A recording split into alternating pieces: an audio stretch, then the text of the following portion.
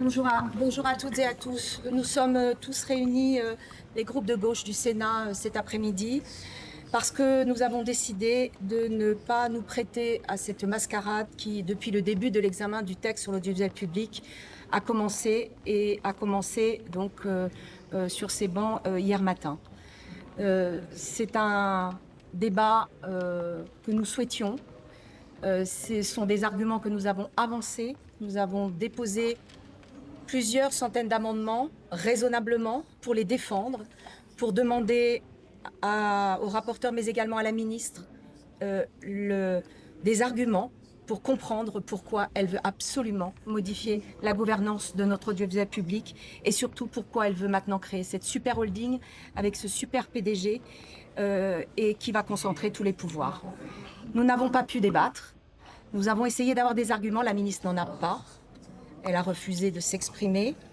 Et ce matin, lorsque nous sommes revenus, elle a demandé à ce qu'il y ait un vote bloqué sur l'ensemble des amendements.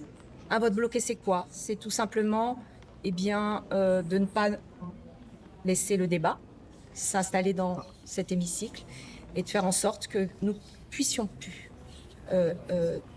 avoir des explications de vote et débattre de ce texte. Nous le regrettons. Nous le regrettons parce que c'est un passage en force, d'abord pour l'inscription de ce texte au Sénat, mais nous le regrettons aussi parce que c'est tout simplement une atteinte à notre liberté de parlementaire constitutionnelle de déposer des amendements, de les défendre, de demander des comptes à la ministre pour qu'elle défende aussi son point de vue.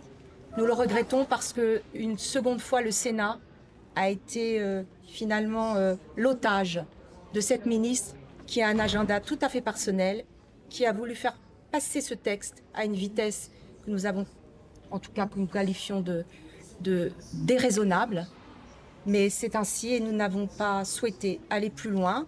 Nous les laissons avec la majorité sénatoriale entre eux pour continuer. Nous le regrettons. Et tout ça pour vous dire très simplement que l'audiovisuel public dans notre pays méritait mieux. Et nous le regrettons fortement. Bonjour, je vais intervenir au nom du groupe communiste et républicain et vous dire que nous avons assisté au Sénat, ce qui est quand même un immense paradoxe, à la première manifestation du trumpisme à la française. C'est la force brutale qui l'a emporté.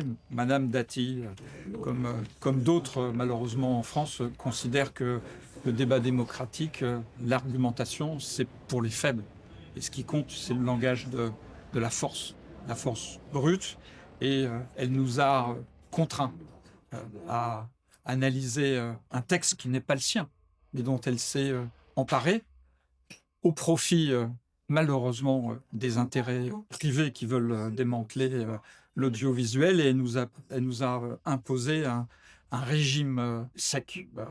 Nous n'avons pas pu présenter nos amendements en commission. Je vous rappelle que Madame Dati avait prévu dans un premier temps que le texte arrive au Sénat le 7 juillet. Le 7 juillet. C'est-à-dire qu'il n'y avait aucun temps pour la discussion en commission, la discussion des amendements.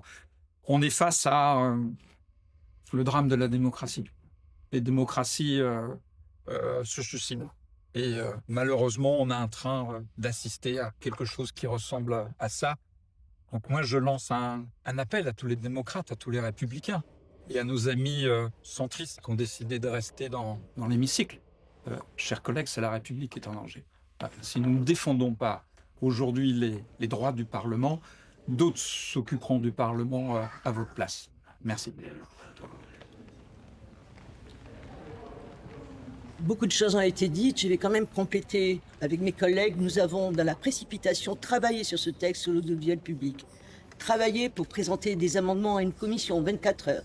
Travaillé ensuite pour présenter 300 amendements de fond ici à la séance. Des amendements de fond, nous souhaitions avoir un débat.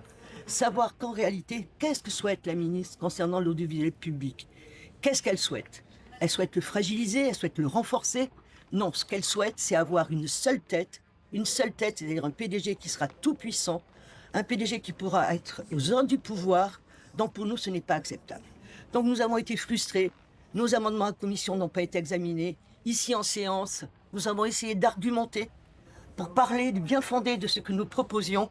Tout a été donc d'un revers d'une main, non discuté, puisque le rapporteur a très peu justifié ses défavorables et la ministre a été pratiquement muette. Que souhaite-t-elle? Aujourd'hui, maintenant que nous sommes partis, elle s'exprime, ils s'expriment entre eux. Eh bien, nous ne sommes pas là pour participer à cette mascarade et nous avons préparé quitter la séance, mais nous reviendrons au dernier moment quand même pour voter ce texte, pour voter contre ce texte, parce qu'il ne pourra pas être dit que ce texte a été voté à l'unanimité au Sénat. Merci.